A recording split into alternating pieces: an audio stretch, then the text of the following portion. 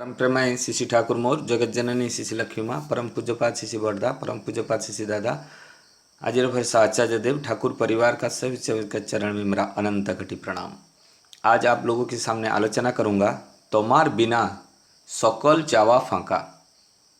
ये जो पंक्ति है ये परम पूज्यपात शिशि बड़दा का लिखाया हुआ अमर संगीत से थोड़ा सा एक वाक्य है। इसके ऊपर मैं आज आलोचना करना चाहता हूँ। श्री श्री बड़दा के निकट एक भक्त उनके श्रीमुख निःसुत वाणी के लिए प्रार्थना किए थे। वो उनमें असमर्थ प्रकाश किए और बोले, मेरा निजस्व कुछ भी वाणी नहीं है, मैं खुद कुछ भी लिखा नहीं है, मैं कुछ वाणी दिया ही नहीं है। वास्तव में उनके निजस्व कुछ वाणी नहीं है, कुछ भी स्वतंत्र रुचि नहीं है।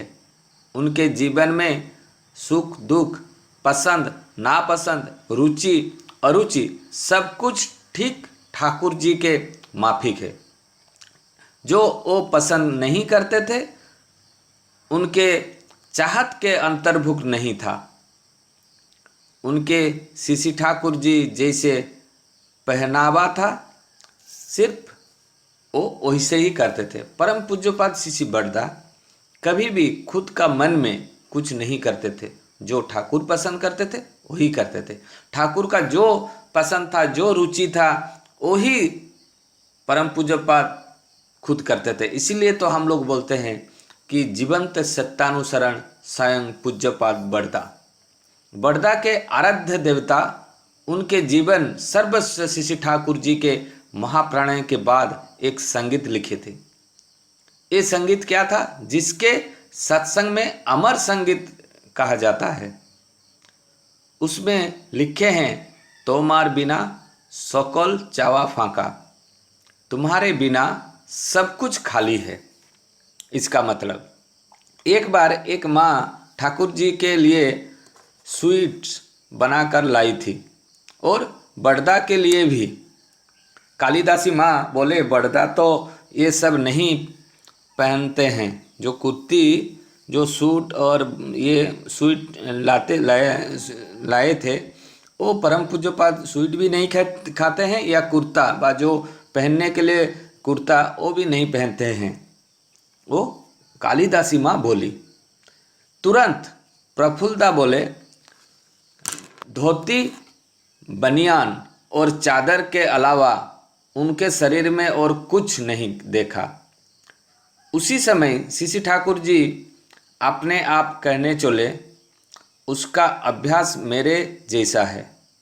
मेरे परम पूज्यपाद शिशि बड़दा का जो अभ्यास है पूरा माने कार्बन कॉपी जिसको बोलते हैं स्वयं पूज्यपाद बड़दा है। वो परम पूज्यपाद शिशि ठाकुर ने बोले, मैं भी उसका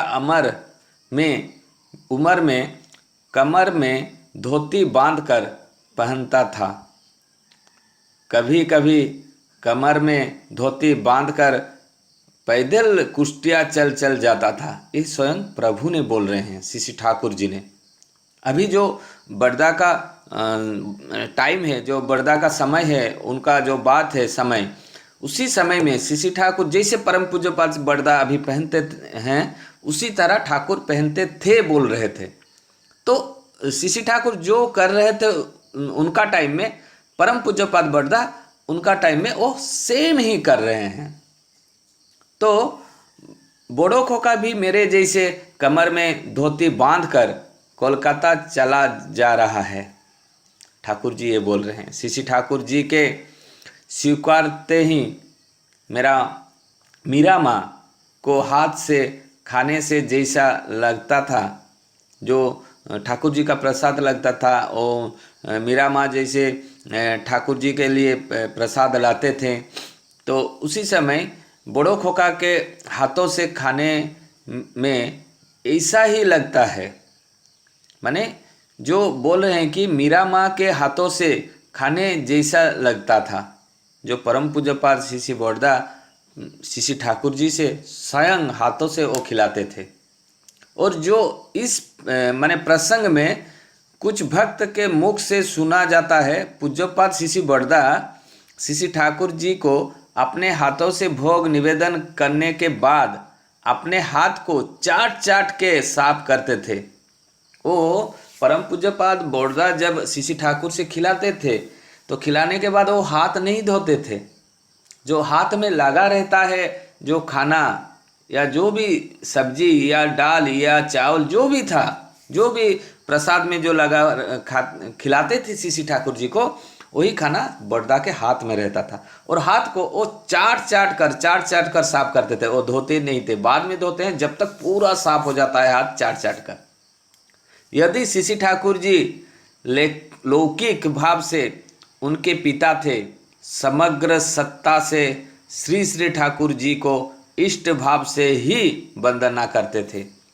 परम पूज्यपाद बड़दा की ठाकुर जी तो पिता है, परंतु श्री ठाकुर जी इस दुनिया का इष्ट हैं, प्रभु हैं, इसीलिए उनको वंदना वो करते थे परम पूज्यपाद श्री बड़दा। तो प्रेम भाव, श्री बड़दा का प्रेम भाव कितना था कि जो श्री ठाकुर के प्रति वो कैसा कार्य करते थे। जो श्री ठाकुर पसंद करते हैं वही चीज़ परम पूज्यपाद श्री बड़दा करते हैं। उनका रुचि श्री ठाकुर का रुचि था, उनका पसंद श्री ठाकुर जी का था, और ना भी पसंद श्री ठाकुर जी का था। तो ये आलोचना आपको कैसे लगा मेरे को कमेंट बॉक्स में कमेंट कीजिएगा। मैं इसे नई नई बात आप लोगों के पास लाना चाहता हूँ। वंदे पुरुषोत्तम, जय गुरु।